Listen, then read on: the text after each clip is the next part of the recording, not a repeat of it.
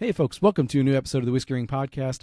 Today we're going back to Kentucky to revisit somewhere that, it's one of my favorite distilleries in the state of Kentucky. It might be one of my favorite distilleries in the country, frankly. And it's one that is not making whiskey. Has a whiskey product, but it's not making whiskey. And I really wanted to revisit this company because I had them on in the past. I've visited multiple times, every time I'm in the Louisville area.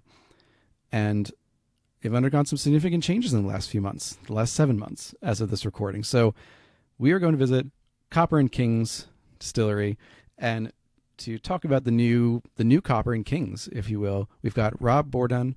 He's of Bourdon Spirits Company. He is bought from Constellation back in August of 2025 and has been overseeing so many of the changes that are happening. So Rob, welcome on. Thanks, David. Excited to be here. So, the first thing I got to ask is, how often are you either called Rob Bourbon or asked about your time in Lincoln Park? Yeah. I'm also a BMX rider, a professional BMX athlete. Yeah, no, quite a bit. And it's funny, actually, just being in the alcohol industry. Every time I do trade shows, I've done them for the last decade, people take my card and they second check it. And so, and then another good friend of mine at Beam calls me Bobby Bourbon. So it is definitely something that, and I like to think it is very fitting being the brandy distillery in bourbon country with the French last name that looks a lot like bourbon. Fair. It's like former master blender for Johnny Walker, Jim Beveridge. I mean, how are you going to get a better last name than Beveridge for alcohol? Sure. And then, I mean, Emma Walker took over from him for Johnny Walker. So again, it all works. Good transition. Good transition. So, as you said, you've been doing trade shows. You've been in the industry. This was not someone coming from anywhere else and purchasing a spirits company. You've been in the industry for at least 10 years. And the bulk of that time being with Tennessee Distillers Group. So I think it's fair to say firmly in the whiskey space, as opposed to the bourbon space and the brandy space, excuse me, more than the bourbon space. So the transaction purchasing Copper and Kings from Constellation takes place in August 2025. What was the lead up to that like? Yeah, it was a process for sure, right? So the decision to move on from Tennessee Distilling Group happened, in I think about October of 24. And then, just a long process to, from start to finish to get to August 2025. I mean, I don't think, like, I'm not on the inside of the industry, so I don't know when brands are necessarily up for sale until they're either the purchase agreement is announced or they are in other ways publicly outed for being for sale. Like Four Roses, for example, Sure. here and openly said, we want to sell, looking for a buyer. Now, having said that, Constellation had been putting a couple of properties on the market, Copper and Kings being one of them. And while it wasn't, I don't think it was public knowledge that Copper and Kings was available. Clearly, you got word from a little birdie that it was. So before the purchasing, to the limits of what you can tell us, what were you able to see about the company, like in terms of, let's say, stocks or stocks of spirits, I mean, or what it was like on the property and what might need to go into it should you buy it and et cetera from there? Yeah. So, I mean, well, first off, it was a through the grapevine kind of thing. It was for sale, and I think a handful of people knew it was for sale, but only a handful of people. And with my decision to think about what was out there, we started asking the network that we had. And in that, it was like, oh, hey, you should, look at this. And that's kind of how that started, and then eventually I had worked with Constellation for a while, so I'd called my contacts at Constellation, which kind of led to that initial meeting with the corporate development team to start the process on, yes, I'm serious about this, and we want to take a stab at it. And then on the front of due diligence, there was data rooms, there was information, all that natural process of things. And then the other thing is I lived in Nashville. I was 2.5 hours, 3 hours south of here. I did probably half a dozen tours, just kind of getting the feel of what it's like. I walked it. My wife and I, we had dinner here. We did all the necessary things that you would imagine that one would do. Not purchasing it sight unseen, and just walking around and being, what does a tourist see? What are the guests saying? And one of the beauty of like that really got me is everyone kept talking about how it was a refreshing take from being on the bourbon trail. You go do your bourbon tours and, you know, and they do a ton of them, right? And all of a sudden they get on this brandy distillery tour and they're like, wow, that is fun. That's different. That's new. That's exciting. I didn't know that. I didn't know that. I didn't know that. More often than not, you just hear them go, I had no idea. And that kind of is what sold us on this idea of being a little bit different. Yes, how we make our spirit is fundamentally the same as how bourbon is made, but we're using a different beginning source, and we're using, large pot stills versus a traditional distillery that's going to use large column stills, albeit a lot of bourbon distillers use pot stills as well. So, it's just that element of same but different. And, you're not going to dip your finger in mash. You're not going to do that, but you're going to get the history of what is brandy, which even that to me was so refreshing. I've sold a lot of barrels of bourbon in my life. And, I can walk you through, I've done thousands of tours myself, more, business to business style, but then having that refreshing take of a different style of spirit that is unique in its own right and amazing in its own right, that's kind of what I started coming to as we were doing the tours. And I was like, this is just it's just exciting, it's different, it's fun. Yeah, I can't disagree with you. I love the Bourbon Trail. I love visiting all of that. You can only hear the same kind of basic, this is how it's done, or these are the notes you're supposed to get so many times, particularly when you're in a single space, like the Golden Triangle there, or the Bourbon Triangle. And but you just said something too that clicked a switch, and I had never thought about this. That for brandy, yeah, you're not sticking your finger in mash to taste what it's like. And I didn't realize that when I visited and toured Copper and Kings twice, that we didn't stick our finger in like a grape mash. I don't know. I don't even know the term for it as a grape The wine. fermentation. The Yeah, wine, yeah. yeah, the wine, or an apple wine. It just was done, and then it went into the still. Um, this is jumping a little bit ahead for a second, but before I forget, would you consider doing that, or can you do that No, in the and same way? actually, this is some of the beauty in what we're doing here is there's no fermentation capabilities on site. And, it's a really fun thing for me because you we are good at distilling, right? I'm not a winemaker. We're not growing grapes in our region. Coming from Tennessee Distilling Group, I mean, all of our corn was sourced within, I don't know, 60 to 100 miles of the distillery. And you're talking about a lot of grain. I mean, that's also why the the the prominence of bourbon in Kentucky and Tennessee, has to do with two things. One, access to grain, obviously, or three things: access to grain, high quality water, but then also our massive temperature swings, so we can get more extraction in and out of that barrel throughout the aging process. Whereas like here, why not have the professionals make the base wine, albeit to the specs that we make it? Have a high quality wine made out in California, have a high quality apple wine made out in Michigan, in Detroit, in Michigan, sorry, and then or peaches in Georgia or whatever, and bring that in and then distill it to the quality that we distill it to, and then barrel it with local barrels. When we're in the heart of bourbon country, we have access to a ton of ex bourbon barrels that we can bring in, we fill up. We then can have access to any type of wood from around the world, albeit it's a more unique, fun stuff that we get to have at the distillery. But, we want to control what we can control. And then that is, I start thinking about, oh, if I ever want to do a single malt, I'd have a brewery make me a beer, right? It's like, because we can then take it in tankers. We have amazing offloading facility here, and then put it into our tanks.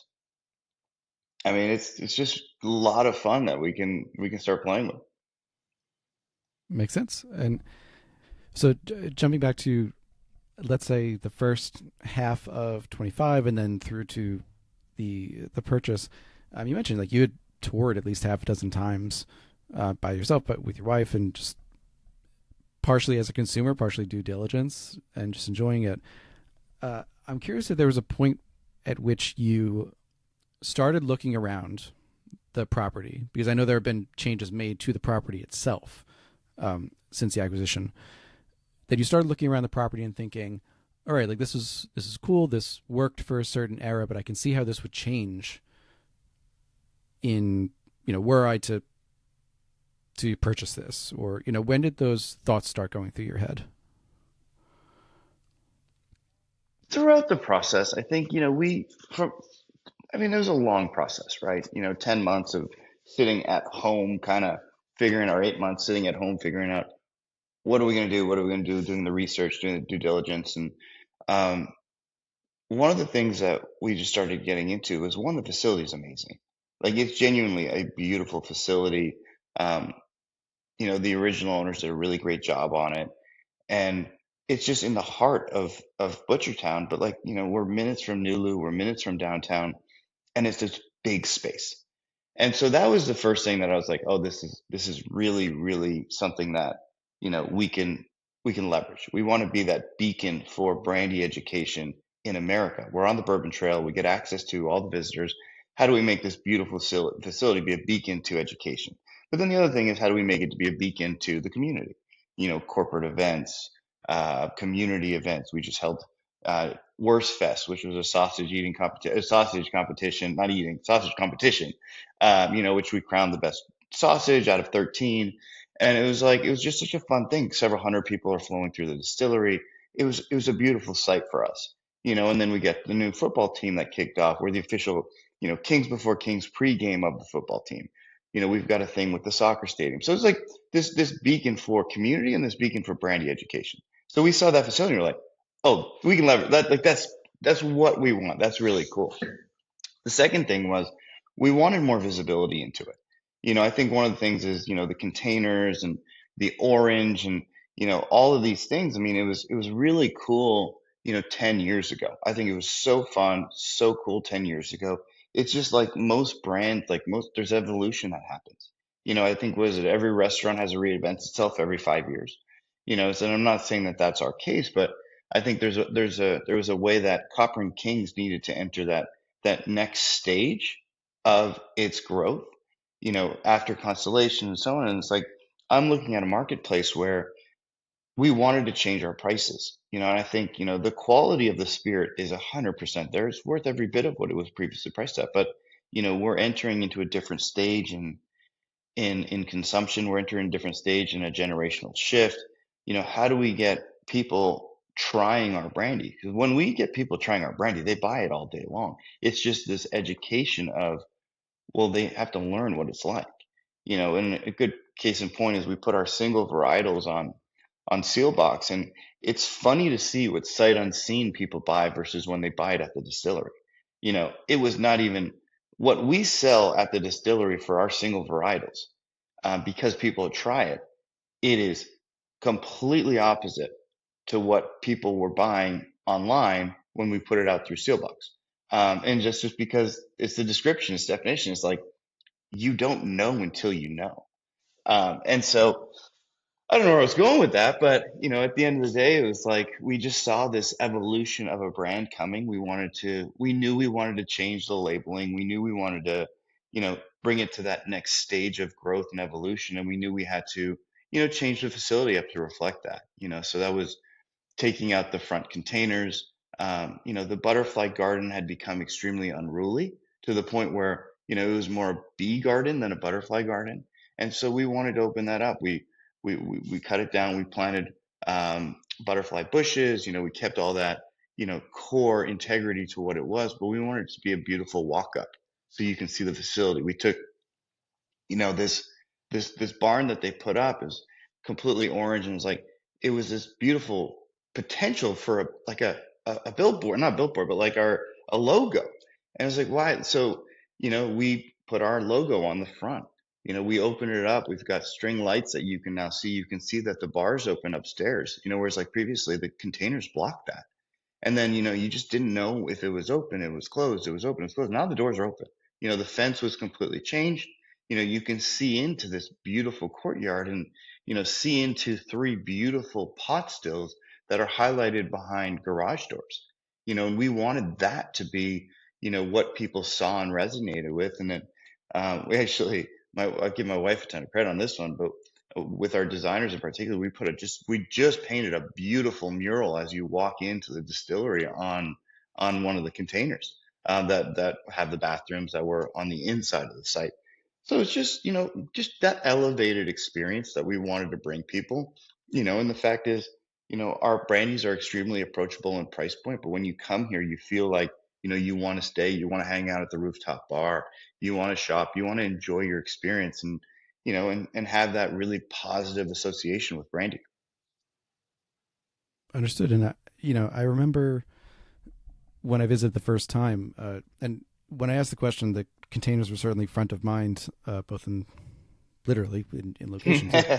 you know, I got, I had Ubered over there, and like the Uber driver was a local. He knew the town. I'm sure he'd driven people there before. I thought he had, but he drove up to the address and he was like, "Is this the right place?" I was like, "I don't know. I'm a tourist. I don't know." So in that sense, I get what you mean, that it wasn't always immediately visible that this was Copper and Kings, let alone just a functioning distillery. And the containers were, I liked them because they fit the aesthetic of, you were right near the tracks. It was this very industrial part, being in Butchertown, and you're right. There was a point where using old containers was very artistically in the zeitgeist. So part of me was sad to see them go because it was just part of what I had seen there. But I understand, like you said, you have the beautiful walk up now of the stills alone behind the doors, and now you can see that, and you could see from the sidewalk that this is a distillery. You got stills. You're part of the trail. I think two So things too. I understand. The first thing was like, and it's just something that like you just consciously don't really think through. But like the sign itself just said Copper and Kings. It didn't say distillery on it. So like our new sign says Copper and Kings Distillery. And then the other thing is, and didn't learn this until later on, was like those containers became unusable. And so that was one of the things. That was also a reason why we were like, okay, it's time to move on, because it used to be the gift shop, and I thought that was really cool. And we were thinking of you know doing the same thing, and then it was like, oh wait, we can't. And so that's ultimately also part of the reason. Listen, we wanted it to be open, we wanted all that, and I think that was the right call. But then the other side to it is like at that point they just were there. They were more art than function. And jumping into the acquisition and moving into this new space, number one, you'd been in on the whiskey side. You're moving to brandy. Been in Nashville, moving to Louisville. I know it's, like you said, it's 2.5, 3 hour drive depending how fast you go. So not tremendously far, but it is somewhat of a change. And this is all happening in an industry wide, whether it's downturn or plateau, I'll leave it to you to say, but let's call it a plateau. And not a lot of companies are being purchased right now. A lot are being sold or closed, but there's a little nuance there. Not a lot are being actively purchased. What, and forgive me if this requires some repeating, but what made you feel like this was a good time and the right opportunity to switch spirits for you, purchase an active distillery on the Kentucky Bourbon Trail in Louisville, at this time? A lot of things. First off, just doing the doing the background, doing due diligence on my front. Um, if I were to told you that, or if I were to tell you that every 3 bottles of bourbon that get sold in America, 1 bottle of brandy gets sold, you probably wouldn't believe me.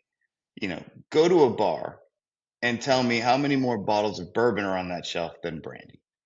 But, Discus just came out.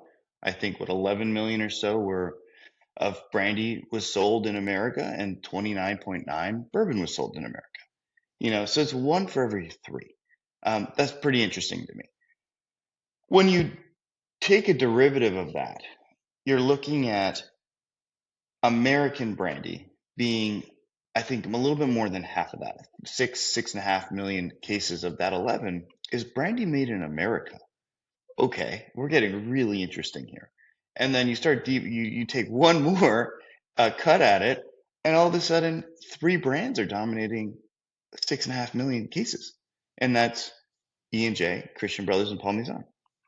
And so, you know, you go to, you do the business school thing, and all of a sudden, you start talking about blue oceans and red oceans and all that fun jazz. But, I saw in market, I was like, wow, you know, there is so much white space in the brandy category that why isn't there any more brands? Now, and that's the real question, right? Why? And so my next thing was looking at, okay, if we can figure out our price points, we can have a bigger say at the table. We can add quality to the product mix that is the American branded category. The majority of this stuff's being sold at, 10 to 12 bucks. I mean, it's not, you're expensive, and they are, sweeter and this and that. And, it's a tough category in that front. But so we were like, hey, how do we get our regular brandy under $20? And how do we provide a big age statement, the VSOP claim. All we're doing is brandy and water. So brandy in its purest form. I come from big bourbon background, and quality was number one in what we did. And so it was like, hey, we're going to bring that through, and we're going to provide a product that, really exemplifies what that is. And then, the other thing, which, well, all this is happening at once. Yes, the market's gone softer, but then, a new generation's coming of age. And anytime a new generation comes of drinking age, habits and preferences in alcohol change. So I'm seeing, and I was like, hey, why can't we be in front of, this new generation coming of age with a really approachable product, good price point, and see if we can, start grabbing some of those consumers. And so that's kind of where my mind ultimately went into the why brandy. It's a. I'm surprised to hear those numbers. I guess I must have missed that Discus report, or just probably I might not have looked at the brandy section. To be frank, I might have just looked at the whiskeys because that's where all the publicity is focused right now on how things are quote unquote going downhill. But it is remarkable. That's basically a 1-to-3 comparison. It's way higher than I would have expected. Way Uh, higher. as you said, a lot of the brandy being sold is either lower quality, certainly lower price, um, sweeter. So it's in some ways it's just I know it's sometimes seen as a lower quality, lower brow spirit because of that. Which Um, the irony is, brandy throughout history was the upper brow spirit. It was the right, highbrow. It was the exactly. elites consuming it. And so I think American brandy in particular just kind of fell to that side. I mean, you look at brandy around the world. I mean, it's still seen as such a, you know, upper class drink after dinner with a cigar and a snifter, and one of my biggest challenges just with that, like I actually people don't understand. That's a general statement, but at the end of the day, a lot of people come through and it's like, well, how do I drink it? And it's like, they forget that, the old fashioned cocktail, you know, an old fashioned cocktail was an old fashioned cocktail. It had 3 ingredients. It had spirit, it had bitters, and it had sugar and with ice, you know, and back in the day, that old fashioned cocktail was made with brandy. So you look at cocktails in particular, brandy is so native to a lot of these old world cocktails that we've now grown to love. You know, I love saying this because we're in the heart of Louisville, but mint julep was a peach brandy cocktail. And it's like you start thinking about it, it's like that makes sense.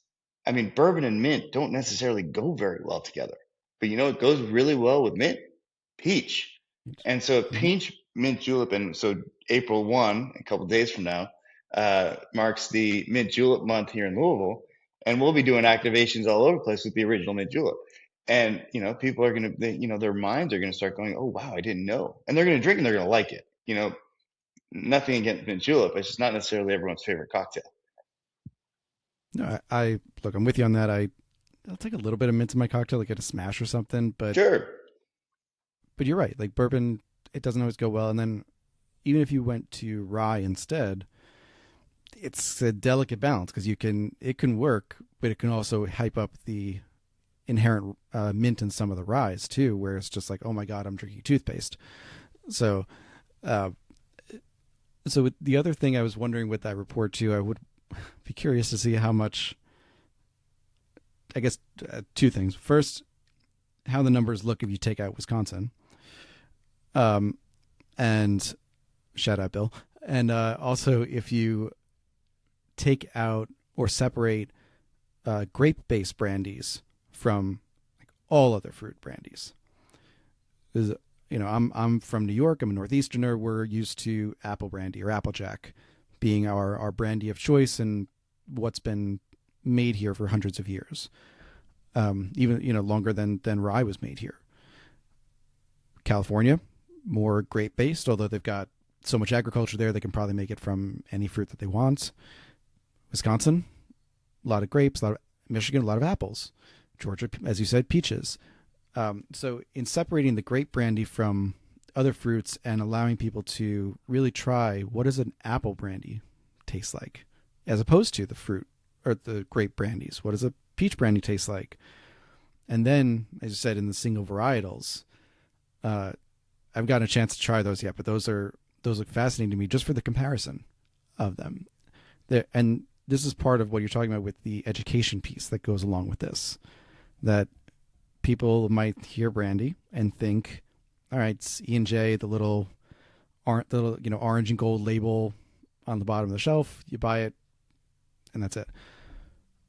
But now you're coming in with Dusty on your grandfather's shelf. exactly, and honestly, it's probably not going to be your best introduction to the spirit. You're coming in with these new price points where you've got 6-year-old brandy of different fruits at $19.99 MSRPs. Yeah, so our grape is $19.99. Our apple is a bottled and bond 100 proof 6-year-old, and that's $24.99. So that's where and these are, ultimately these are our products. So you got the apple here, red apple, blue for grape, and then these are beautiful products, beautiful packaging. And it's $19.99 and $24.99 across the board, And even then or cheaper. the bourbon that's finished in the apple brandy casks as the main cost, black label, $29.99. It's huge reduction in price points, and it puts you on a par with the other brandies in the market, but at a potentially not potentially, that's not the word I was looking for. So it puts you on par and gives you parity, but with a much higher quality floor as well. Like you're already dealing with, you're having the best fruit brought in from, like you said, the producers that know it best and will make the best wines from it.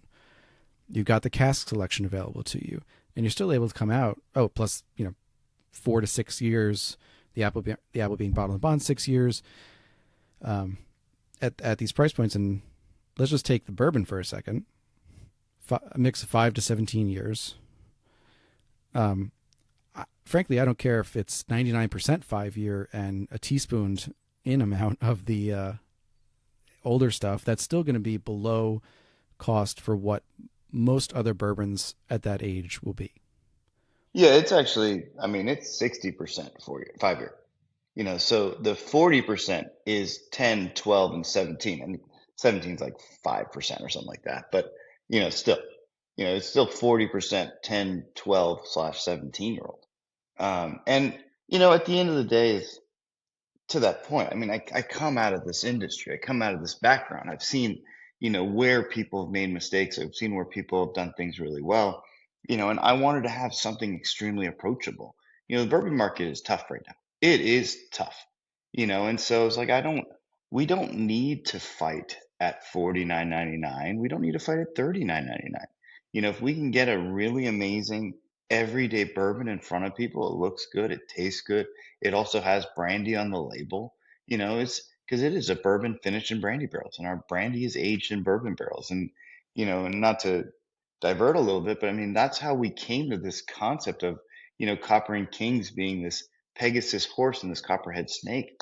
We're two different things always happening at once. We're at the crossroads in so many places. You know, Legacy being brandy, a legacy spirit, the original American spirit, but we're going to do our American thing to it. We're going to have that defiance, that touch of something different to our brandy. We're going to bring it back into cocktails. We're going to make it with three styles of grapes that traditional brandies aren't necessarily fully made out of. And that's why they're intertwined, brandy and bourbon country. I mean, I going on and on and on and on this thing, but everywhere I turn, there was this element of juxtaposition. And so our bourbon is finished in brandy barrels and our brandy is aged in bourbon barrels. And so that high end quality element to it, but then the approachability to it. I drink it, I throw it over, a cube and some with a lemon peel or an orange peel if I want, depending how crazy I want to get. But it's a beautiful spirit, and it's so easy to drink. It's extremely complex. I mean, the color is very rich. It's got that 17-year-old in there, and it's fun. And then the same goes for our apple and our grape. I mean, our American VSOP brandy. This is actually what sold me on this company.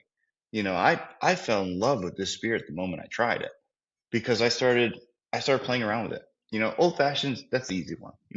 It's amazing. It's the easy one. We sell a ton of it upstairs. Our welcome cocktail to every tour is an old fashioned. But then you start going to a derivative deeper, and it's an espresso martini that's really, really good. It's sitting there in a I'm a big Negroni fan. I love gin. Boulevardiers are not necessarily my favorite. I think the bourbon and the Campari and vermouth really the Campari and not vermouth, but fight each other a lot. But I throw our brandy in there. It's wonderful cocktail. So it's like it plays so well with others in a cocktail setting. And then the other thing is a highball. It's so nice in club soda or Coke or Diet Coke or ginger ale or whatever. It has some inherent properties to it that just plays well with others. Bourbon likes to be the loud thing in the cocktail. There's no bourbon cocktail you drink, you're like, oh yeah, that's bourbon. And so we have that. Cool. I mean, if that's your thing, we have that. But then, if you want to experiment and expand and explore, you got your brandies that, make really fun cocktails. And we'll make old fashions with all three at events and tasting events. And it is wild to see people coming back for which one, and that's the cool part. I mean, we just did Bachfest, which is excuse me, a goat racing event here in Nulu, in Louisville, and we sold our peach brandy old fashions, and oh my goodness, they couldn't keep up. I mean, I went through cases of it, and it's just such a fun thing seeing people just come back for another one because it's like it's an amazing cocktail. It's like, yeah, it's a peach brandy cocktail, let alone our old fashions, which again, with our brandy go out like water too. So it's yeah, I don't know. I get start getting ranting on here, but it is fun. The what was the next question I was going to ask was just to look at the industry for one more question on that. What does the brandy outlook look like in the spirits industry right now? Yeah, I just think it's been a forgotten category in America in particular. I don't necessarily think there's so much. Um, I've heard about this, and I talked to a lot of people, and we hear about this for years. It's like, brandy's gonna be next. Brandy's gonna be next. And 10 years ago, it kept saying brandy's gonna be the next beer. My challenge with that was always it was not going to be. I think Copper and Kings did a really great job, and X, Y, and Z. But it's like we were in the the last boom of a bourbon boom, a last boom of a generation into, drinking all sorts of bourbons, prices skyrocketing. It was bourbon's time, right? And again, not to say that bourbon is going anywhere, because it's not. I mean, it's been historically speaking, it does have its ups and flows. You know, it would be naive to sit here and say, "Oh no, bourbon's going to be back to 40 million cases in a couple of years." It's just hard to see when, every generational shift, we saw a change in bourbon consumption. 1970, we peaked at 38 million cases. 1997, 98, we went down to about 12.8, 12.9, something like that in America alone. And then, we got back to 32 million cases in 2026. Every 30 years, we see this. And so now, but in every 30 years, every one of those coincided with a new generation coming of age. So it's like, does Gen Z ultimately pick up a bottle of bourbon, and drink what the previous generation drank? Historically speaking, that answer would be no. And so I'm seeing is like I actually think now is the time for brandy. 10 years ago it was not. I mean, most of this generation was still in, elementary school and high school. Now that we have a group coming of age, actually I see a really interesting play for, a new style spirit. I think rum's in a similar boat. I think they also carry so much historical provenance. And I think rum is also a category where it's dominated by a few players. It's bigger than brandy, but it's just one of those things where, in my eyes, I think it's a massively overlooked category right now because I think we're so whiskey focused, we're so bourbon focused, especially in America. And you look globally, brandy's huge, right? Again, it's one of those things you don't realize. It is. I mean, it's an original spirit. You know, as long as we've been distilling beer and we've been distilling wine, we've been selling and making whiskey and brandy. So it goes back thousands of years. But, I think if we're just focusing on America in particular, I think there's a huge opportunity for, brandy in that next wave. And even with that said, I follow a bunch of these guys on Instagram, Jake with Coming Whiskey, Will with Copperpot Brandy, and they always post the new SKUs coming out, the new labels that TTB is approving. I'm seeing a ton of distilleries, the craft distilleries, albeit, start playing into this brandy space, which is fascinating to me, and I love that. You know, I'm I call most of them. I try to get a hold of them because I see a rising tide lifts all ship thing. It's like, hey, if we can get a brandy aisle that has 10, 20 amazing high quality spirits that are well positioned and well priced, I mean that's only for everyone's best interest. And so I mean, like the shelf behind me, it's like you I'm a guy that I don't like one of anything. I want all sorts of different things, and a lot of this was like, hey, I want 5 or 10 different bourbons on my shelf. I want 5 or 10 different brandies on my shelf, 5 or 10 different tequilas, mezcals, rums, gins. Gin I'm less particular with. I think gin I've probably got 2 or 3 and I like and I go back to, but it's because I make them in cocktails for the most part.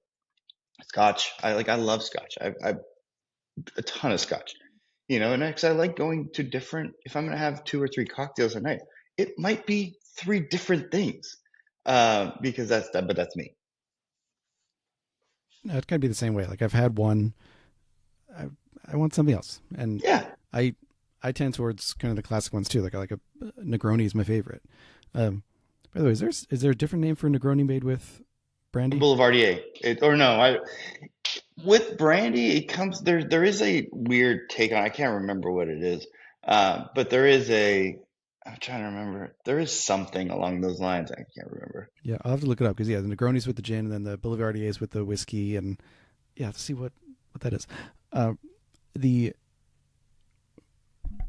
With the brandy consumption as well, the I agree with you. It's mainly craft places coming up. Like I talked to Willersheim Distillery a couple months ago now. Thanks to a friend over there, I got a couple of casks of either their older brandy. So they had a Cocard brandy that was 11 years old. It's the oldest they put out, and then some of the pear brandy. And the pear brandy, I mean, both were great, but the pear brandy was fantastic. But it's the only cask of it they had. And I was like, why? Why? I know the reductionary quantities that you need to get a cask of fruit brandy Expensive too. is insane. What is it, like 10,000 pounds of apples for like a cask of apple brandy, something like that. So 5 tons of it. So I get it. It's very reductionist. It takes a lot of fruit, a lot of time. You need the fermentation space and all of that. But at the same time, like you're if you're already doing that for one cask, at least make a few. But anyway, I digress on that. Uh, We'll have our with pair the coming out soon. Looking forward to it. I don't think Copper and Keys has put out a pair before. Have you? I think it has, and Has? it did really well. I mean, we just put out our peach softly, subtly, um, Yeah. at because we wanted to wait for April to come around. But every Saturday we put out, a limited amount of peach brandy, and it sells out. I mean, it's been just crazy to see. And I'm looking at like my numbers, and it's like peach is like skyrocketed to the top, and it's like I've only put it up for like 3 days.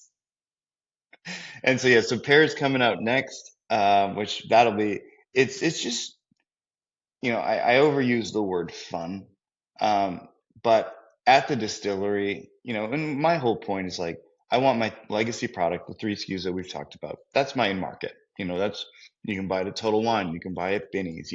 That's the kind of stuff that I want out in the marketplace. But the distillery, to that education point, is also where we get to have a lot of fun. Launching that 9-year-old hazmat apple, or we did a 10-year-old hazmat grape, or the three single varietals, or a peach brandy, or a pear brandy, or we did a beer exclusive for a beer fest that we did not too long ago. And that's the fun things we get to do at the distillery, because it also brings you on flavor journeys. You sit there and you're like, wow, I didn't expect that. And you may like one more than the other, right? You can do that. And that's, spirits in general. It's really well made, and it just may not be for your preference, but you get to understand, where are your preference lines? Do you really like the peach? Do you really like the pear?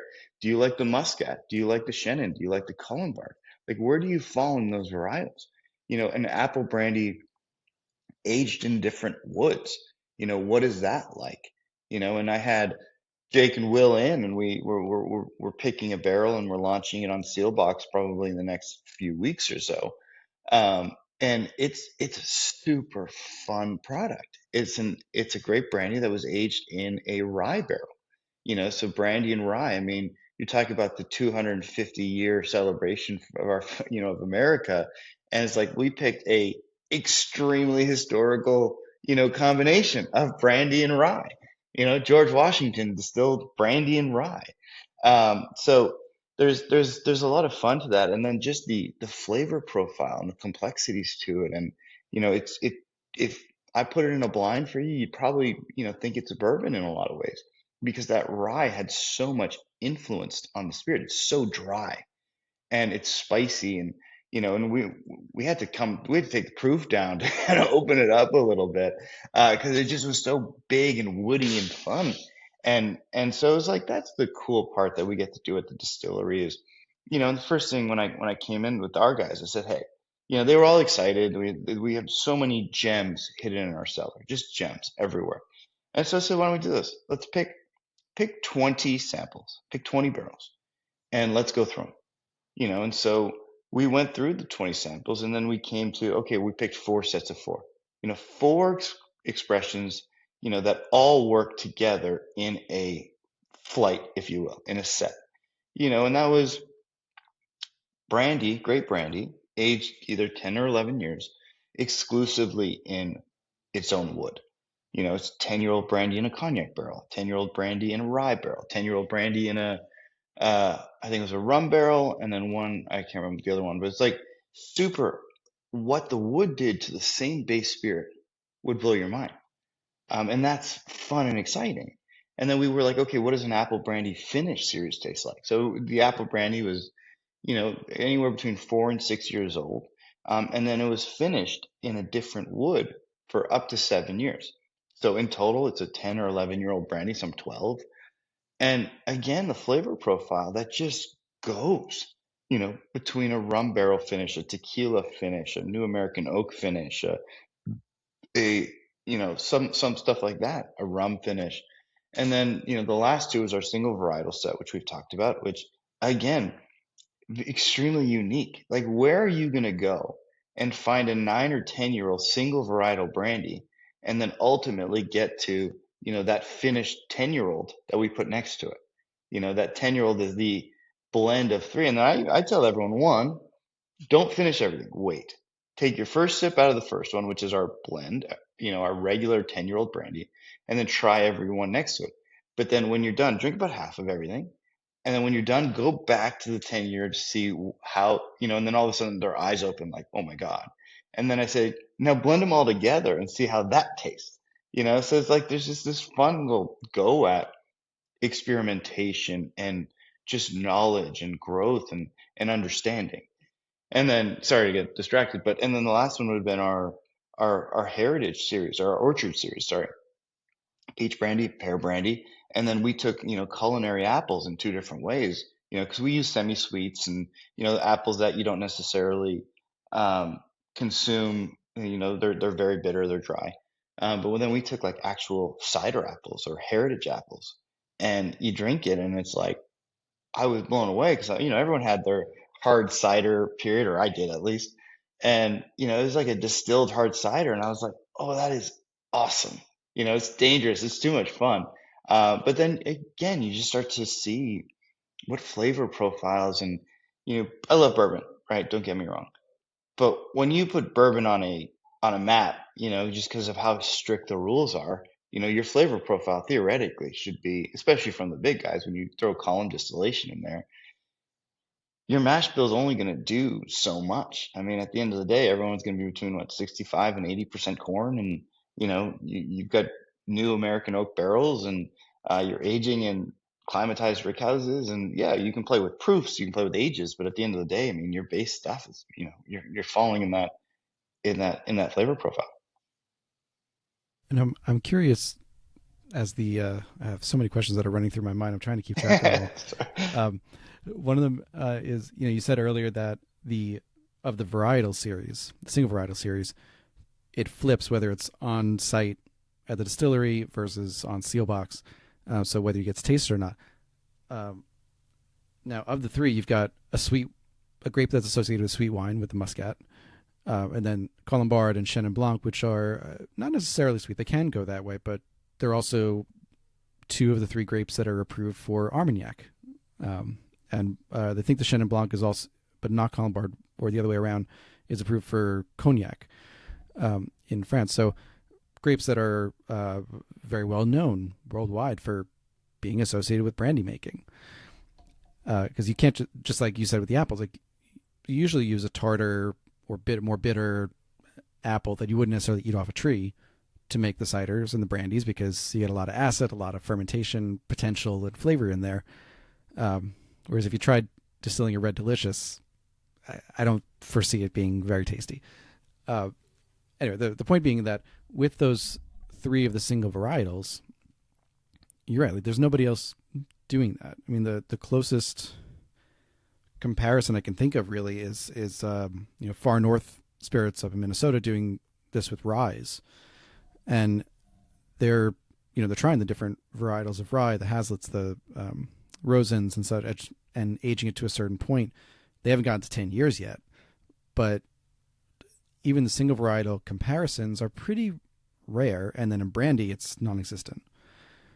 So I'm going to put a guess out there, and you tell me if I'm right or wrong there, that the seal box top seller is probably going to be the Muscat. Really? No. Yeah. Well, So 50-50 on the other one. So yeah, exactly. Well, here's the fun part, and this is where we get to explore through it. And so we use a Muscat Alexandra wine, grape, and then the Chenin and the Colombard, which I came to recently realize or understand or read, was Chenin Blanc and Colombard are very native to South Africa. So a lot of the brandies in South Africa are made of those grapes. And then obviously Joe and Les, they came out of South Africa. So it made a lot of sense. And then I also read that, a region in Georgia, not the state, the country, is using Muscat, Alexandra, at a high altitude. And so they're making their wine out of that. So those are very, the two are, very traditional, but the Muscat Alexandra is a very unique grape. So, but with that said, is like you go through our brandies, and oftentimes to that point, people think of brandy as a, sweet caramel, after dinner spice, drink. Ours, what I love about it is it's extremely refreshing.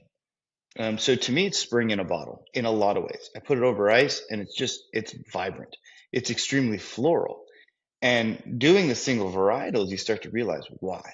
And the floral comes from the muscat. And that muscat grape it's not sweet.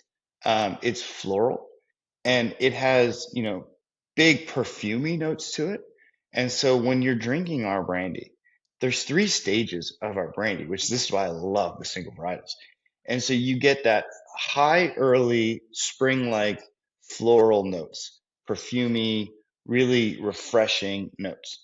You then go into a meteor middle. That meteor middle, I'll tell you in a second.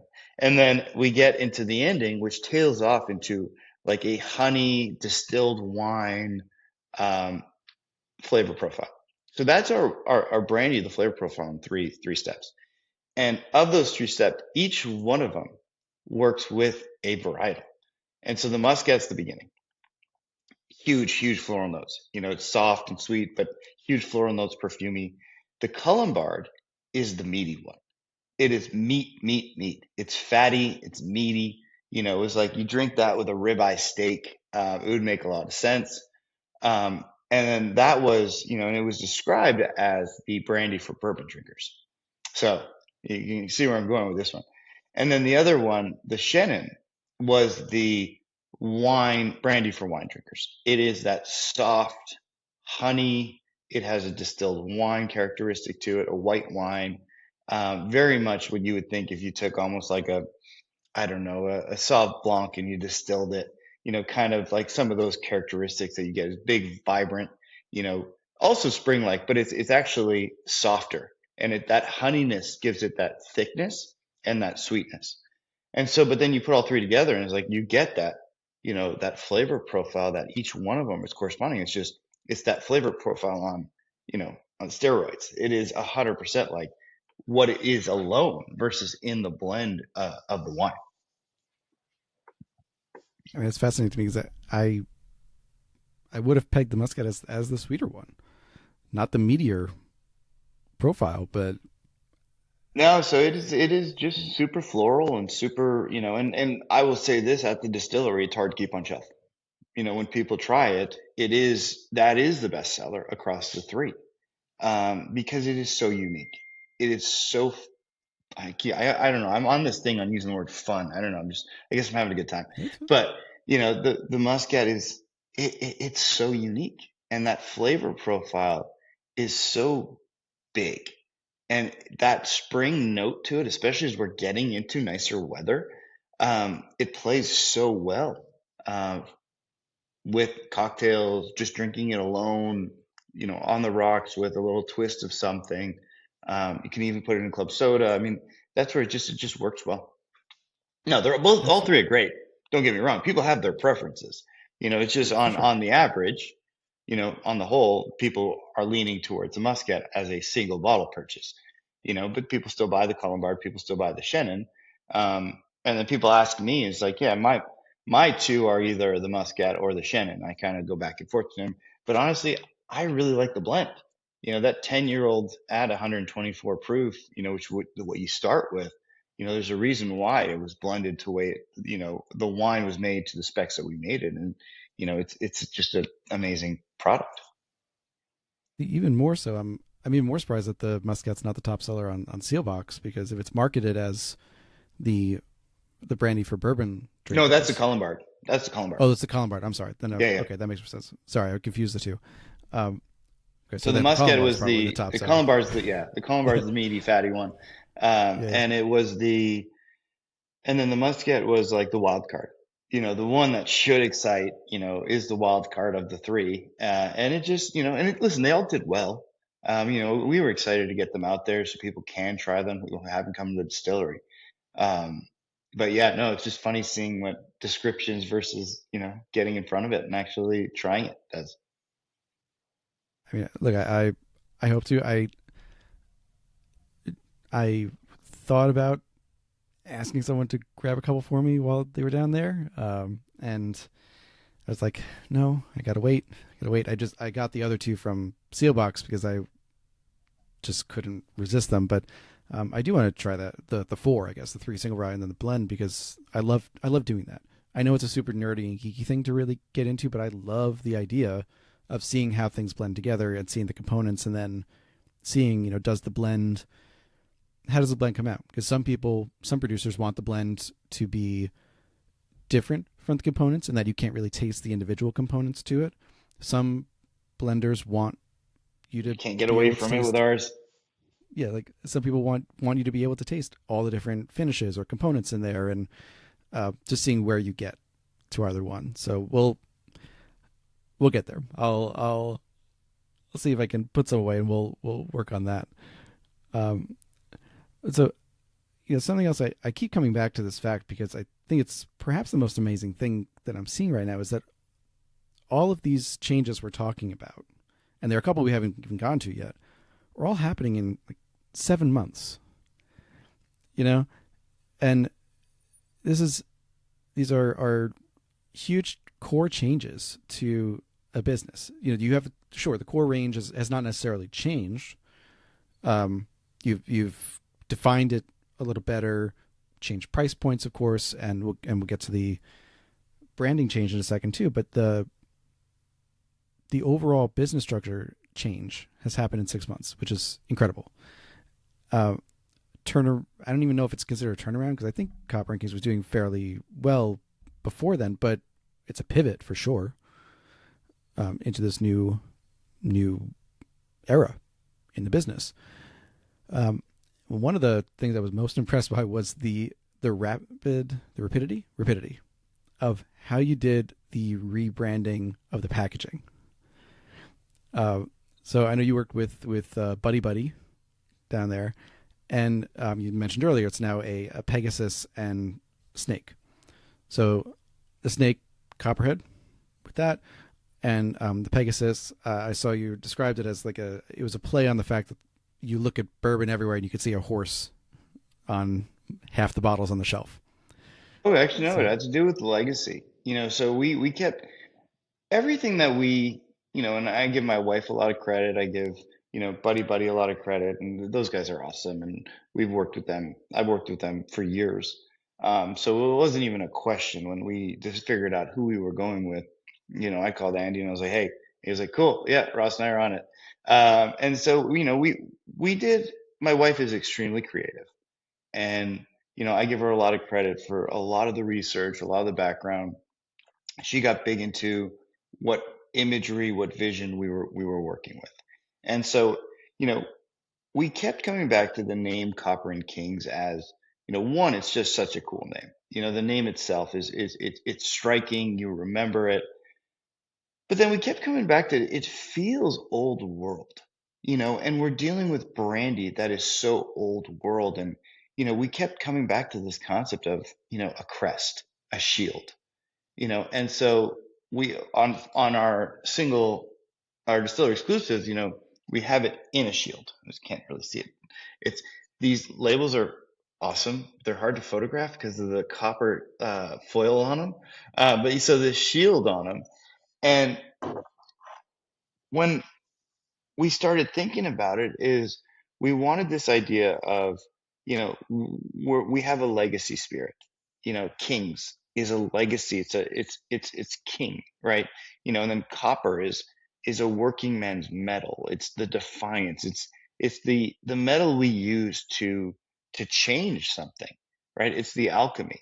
And so the Pegasus horse represented that legacy, that king.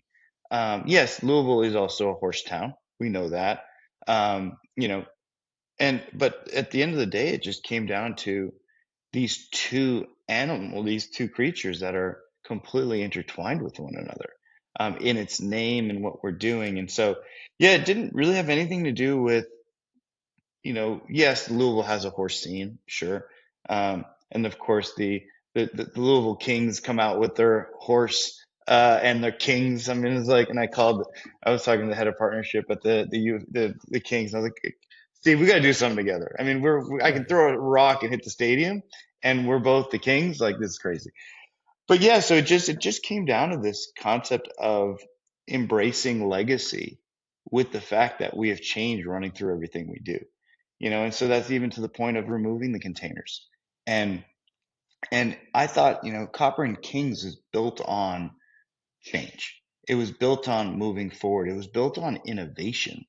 And, the Copper and Kings of the past would look at, what we're doing is something that, they would give a nod to, because we are pushing forward. We're not staying in the past. We're not looking behind. We're saying, hey, we're bringing this to the next stage. We're bringing it forward. We're putting our touch on it. And, and we give so many nods to what, Copper and Kings of the past is. And, and they've built such an amazing presence online. They built an amazing community of folks who, love the brand. And, we want to take that to that next stage. I there was another question just went right out of mind. As you said, this is a Monday, and Yeah. I don't know why I should not schedule things on Mondays anymore. But the I was thinking with the I don't know, it'll come back to me. But the other one I wanted to mention, I'll be honest, this was the change that kind of the only one that hurt a little bit personally was the restaurant. All right. Uh, And like it was one of my favorite places to go eat when I was in Louisville. I mean, great food. I randomly, because they would do the rotating desserts, and one time I was there, they had the chocolate chess pie, and it was so damn good. I asked for the recipe, and they gave it to me, hmm. and I still have it, and I'm really glad I asked that. So if anyone goes to a restaurant and you really like something that much, ask. They're not always going to say yes, but ask for the recipe. I understand from a business perspective. I won't argue on that for that, but I do have to say I'm going to really miss that restaurant. Understood. And I think what I can say about that is some of it was in my control and some of it what wasn't. So that is where I can leave that. Um, and when the stuff that is in our control or was in our control was the fact that we were then able to remodel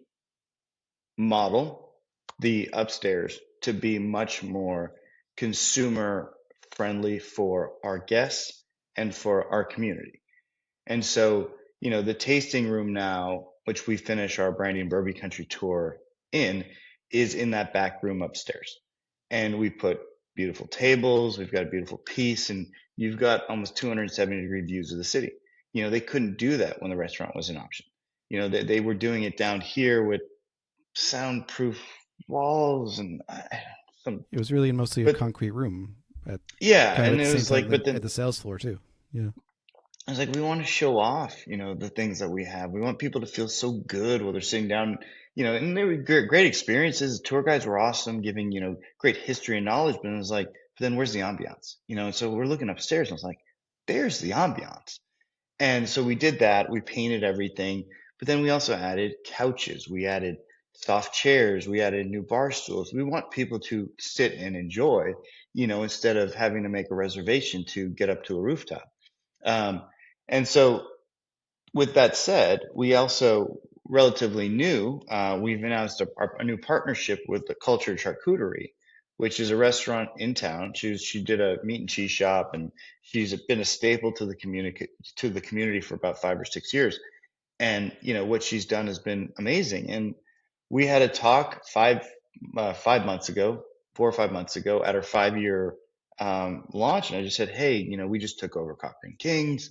We'd love to, have you do some boards for us, because we wanted that meat and cheese. We wanted the high end experience while you're enjoying a brandy cocktail to still have food and still, be able to stay a while. And then she came to me and said, actually, what we should have a bigger conversation.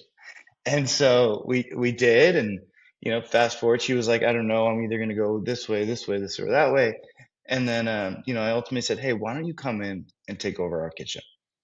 Come in, you can still do your catering, you still do all that stuff. We have a beautiful kitchen, as you know. I mean, we were serving the restaurant and, a beautiful spot back in the kitchen. And I told Jessica, I said, hey, let's bring Cultured upstairs. Still Copper and King's rooftop bar featuring food by Cultured, and we can grab her community, we can grab our community, we can grab our guests that are coming in from all around the world, and give them a really amazing rooftop experience with you know cheese that's made here in Kentucky, and meats that she sources organically and locally, and sit around and truly have an amazing charcuterie board in front of you, or a chocolate pairing, or a cheese and meat pairing. That's all being done upstairs at the bar. Look, I have no problem with that. I honestly have been really craving a charcuterie board, so maybe I'll try that. Who doesn't like charcuterie? No, and it just is something that goes well with whiskey. Like if you have to get something out of taste off your palate, cheese is actually the best way to go. It's one of the best things to do to clear your palate as well. So it'll go well with the tasting. But no, I mean, I'm very glad that there will be still a food component to it. I think it just always pairs well with these distillery experiences. Plus, you're in this space in Louisville where so many, if not all, most of the experiences have some component of that, or they have a restaurant on site, or tasting on site. So it almost becomes a necessity in some ways, because if everyone's doing these other tours, they're going to come to Copper and Kings and be like, all right, but we're really hungry and we've had a lot to drink, and we need to absorb some of that alcohol. So I mean, it sounds like it was a really smart move to partner with Culture and Charcuterie, and to still have that as part of it. So I will withhold judgment on that until I get to taste it, and just keep the fond memories of the restaurant and listen, they did an awesome job, and Chef Josh is now working at a local company here as well, and we're trying to do dinners with them and have him come back into the kitchen and do a once a month pop up. So we're working through some of that as well. It's just what the element of the restaurant that it allowed us to now change our hours in quite a different way. So that was the other thing that came through in this is, they were open by the end of it, they were open 12 to 5, what, Thursday through Sunday, and it's like we finished a tour at 11 o'clock. I was like, why isn't the bar open at 11 o'clock? We just finished the tour, and it began. So it was like, you don't need servers, people order at the bar. And so we changed our hours to 11 to 6 Sunday through Wednesday. And all of a sudden, you finish your tour on the rooftop bar overlooking the city, and you just walk to the bar and have a cocktail, or you walk outside and on the rooftop patio and sit down on a couch and just enjoy your friends, your partners, whoever you may be, or your new friends that you just met on the tour, sit and have a drink, and then order a board, etc. And then, we were then changed our hours to 11 to 10 Thursday through Saturday. So 10 o'clock at night, you could be having a beautiful rooftop romantic setting, sunsets behind the city overlooking it. I mean, it was this amazing space that, ultimately being a restaurant had you really, really handcuffed, with what you could or couldn't do. And so, again, like I said, some of it was out of my control, but then, when the decision ultimately was like, hey, how do we move forward? I was like, well, actually, let's just, we'll keep it closed. With that, I know we're running close on time. So you're coming in now, and I want to spend a little bit more time on the products too. So in addition to what is on the shelves, and fortunately that a lot of us can get, if we can't get in Kentucky, we can get through Sealbox, most of the products that are on the shelves. Not all, but a lot. And you're coming in and you have a lot of stocks that are laid down. As you've been saying, you have some of these, apple brandies, grape brandies that are hitting a decade in one or more woods. You've got a bunch of different woods to talk to. New American oak, used other things, because you have fewer shackles in the branding space than you do in the whiskey space, let alone the bourbon space specifically. Um, there were also a number of kind of lesser known Copper and Kings products or one offs or limited editions I that know where you're going. I used to love. So I mean, there are a couple. I'll just throw a couple of them out there. Like the Mistel was great, a dessert wine. The barrel aged absinthe was a favorite of mine. I still have a bottle of it. 130 proof, I think 4 or 6 year old absinthe. So these are products that are probably not like the biggest sellers, but certainly had an audience. I'm curious, in your vision, going let's say next 5 years, because that's usually what we talk about in this industry, where you see the balance between these core ranges, and that can include the actual core, maybe the single varietals, as long as the stocks hold up on those, versus some of these one-off smaller things that that us nerds really enjoyed. Yeah, listen, and I like geeking out more than the next guy. So don't get me wrong. I think there's, you know, when I came in, and to that point, David, it's been what, 7, 8 months. I mean, it's been Right. people look at it like, how has this all gotten done? Sometimes it's like, I don't know, I'm not sure. But you kind of blink and all of a sudden you're here. But well, two things or several things. First off, like, so we have our direct consumer online. So that is Steelbox will carry some of the fun, rare, one-off things like distillery exclusives. We fulfill our direct consumer online with this stuff through our website. So you can always buy this. We ship to 46 states. Legally, you're only allowed to ship to 46 states. It doesn't come out of our distillery. It'll come out of either, Illinois or Florida. And so you can buy our core legacy products, the Legacy 3, VSOP Brandy, Bottle and Bond Apple, or our $30 bourbon on our website. Steelbox will carry, we did the hazmat 9-year-old apple brandy. I mean, it sold out like that. We put out a 18-year-old Inwood bourbon, amazing 15-year-old Kentucky bourbon finished in apple brandy barrel for over 3 years. You know, it sold out pretty quickly, and we still have some at the shop. We had actually a couple of barrels of it. So it's something that we like having on shelf at the distillery because it's an amazing experience. Um, and so, when you talk about core products, you talk about, and I've seen so much of this, is like, I didn't want to get lost in my own portfolio. Craft brands tend to do that. All of a sudden it's like, I want to do 47 SKUs. Copper and Kings had 47 SKUs. I mean, I'm exaggerating, but I might not be that far off, honestly. And that's crazy. It's too much, and so all of a sudden, especially when those get to market, when you get to a shelf and all of a sudden, what is Copper and Kings? Is it a gin company? Is it an absinthe company? Is it a brandy company? Is it a bourbon company? At the end of the day, it's like, no, we're a brandy company. And even our bourbon, it's a nod to being in Louisville and having this old world tie, the original American spirit with the American spirit. So there's a story to be told there. When it comes to the fun one-off distillery stuff, we get to have more fun to that point. I have a bunch of single expression distillery exclusives on shelf that, you can come and buy, and they're gone, they're gone. When the peach is gone, it's gone. Eventually, once a year, do we throw it back out? Probably. And so the next question is, okay, now absinthe. I get this all the time. Every other day, someone asks me, when's the absinthe coming back? And we are now sitting on actually more than a few barrels of absinthe.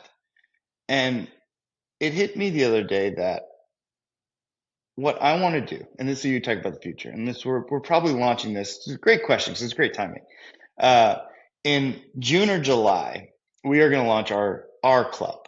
What is it going to be called? I don't know yet, but it's going to be our club membership program. It's free to sign up. It's, basically every quarter you're going to get a bottle shipped to your house, and, it's 110 plus shipping and taxes. And, so you'll get 4 bottles a year. It costs you, I don't know, $400 or $500, $500, all of that. But you get 4 extremely unique bottles. And so we just launched the Distillers Select, reserve barrel experience at the distillery. And it's an experience where, as of right now, I'm doing it. I have too much fun with it, albeit at some point I got to stop working 7 days a week. But we'll thieve into 4 barrels. And because we're looking at quarterly releases, these are like the 4 barrels that we're going to probably launch. And in that, the first one was a 10-year-old grape brandy aged exclusively in a cognac barrel. It's a hogshead. It's so fun, super unique, one off. It's just, you'll never get anything like this ever. And then the second was a apple brandy aged in a rum barrel that was made in Kentucky. That's probably what I can say online or on the interview. But if you came to the distillery, you'd see the name on the head. And so that's, again, super unique. Like, you're not going to find that anywhere ever. And then the third one was our 6-year-old, I'm going to say it, MGP bourbon. And Paul Lux can come at me if he wants to. No. So it's a 6-year-old MGP. Paul's a good friend of mine. And so it's a 6-year-old MGP that we then put into a brandy barrel for 5 years. And it's super, super good. Like, I mean, one, they make high quality bourbon, albeit from Indiana. It is pretty amazing. And then putting it in the grape brandy barrel is so fun. It was almost 11 years in wood. It drinks crazy easy. 130 proof, super complex. It's got some big rye notes to it. I'm not sure if it was the high rye or it was the 21%. I'm not sure about that, but it's pretty phenomenal. But then the fourth one is our 6-year-old barrel aged absinthe. And, and people have a good go at it. And it's like, hey, you want the absinthe, go join the club. And that's the fun part about the absinthe, is we have it. It's amazing. I mean, across the board, all 4 of those are just, people leave so happy. Like, I get everyone to sign a barrel when they're done. They have a good time at it. And yeah, it's just a fun experience. But so that club will allow us to really kind of keep the membership small enough where we go and we do an absinthe like that.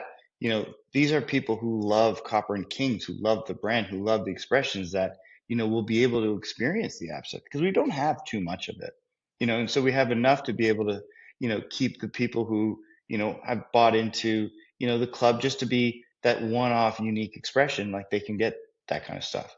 Do we get into, ultimately a random barrel of apple and Syrah or an apple, an X, Y, and Z. I mean, we have all of those. And, as we go into year 2, 3, 4, is that club membership becomes a place where we just get to experiment on the really, really unique stuff. And then every year, what I'll probably end up doing is I'll send a note out to the club and it's like, hey, first 10 people to sign up, come pick barrels with me. We'll go through it. We'll have a day, trying different things and staying okay. And I will always want some, obviously a grape, obviously an apple. I would always like a bourbon, our Legacy 3, and then, some sort of liqueur or absinthe, whatever. And so that's where we'll have fun and get exclusive on some of that stuff. And then ultimately, do we have a secondary brand that we sell at the distillery that might do some of the, liqueurs and stuff like that. So again, it's not to get confused with what we're trying to do here. And that is honestly to educate about brandy. It's not educating about absinthe. Absinthe's fun. It's great. It's delicious, but it's not about that. It's about educating about brandy. Understood.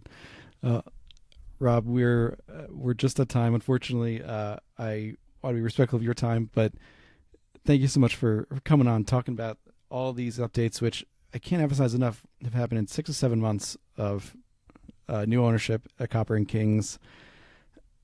I'm excited to see these changes. Went over the one that I wasn't excited about, but the rest I'm all excited about to see what happens of it.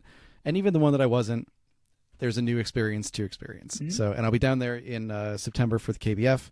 So cool. Hopefully I'll have some time to run over and visit. Yeah. So, I hope to visit you over there. Hang out with me for just a minute after we finish recording. Mm-hmm. But we'll be having a tent at KBF this year as well. We're super excited about that. I'd expect nothing less. I actually don't know if you guys were there in 22 when I was last there. So I don't know. I don't think you I would don't know know. about it. So yeah, well, we'll see. But now you will. I was in Tennessee. I don't know. True. All right. Thank you everyone for listening. There will be show notes when this episode comes out with tastings of. I am going to do tastings. I don't usually do this, but I am going to do tastings of bottles that I know are sold out because there might be more coming down along the line that come out. And I'll see if I can grab a couple of those core releases as well so I can get new tasting notes on those too. So thank you everyone for listening. Like, rate, and subscribe wherever you do listen. And I'll see you all next week. Thanks all. Thanks, David.